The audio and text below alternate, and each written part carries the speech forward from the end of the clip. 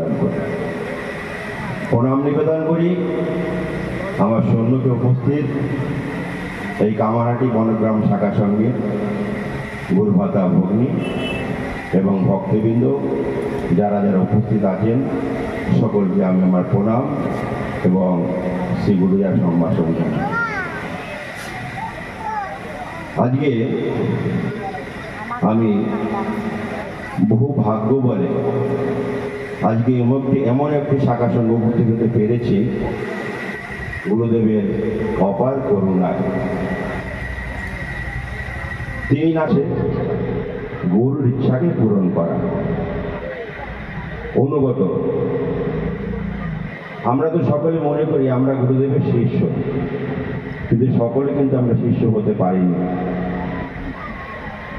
সেরকম অনুগত শিষ্য যারা থাকে ভাগ্য বলে, যারা এই বহুজন্মের সুকৃতির বলে এই শ্রীগুরুর সঙ্গে আশ্রয় পেয়েছে,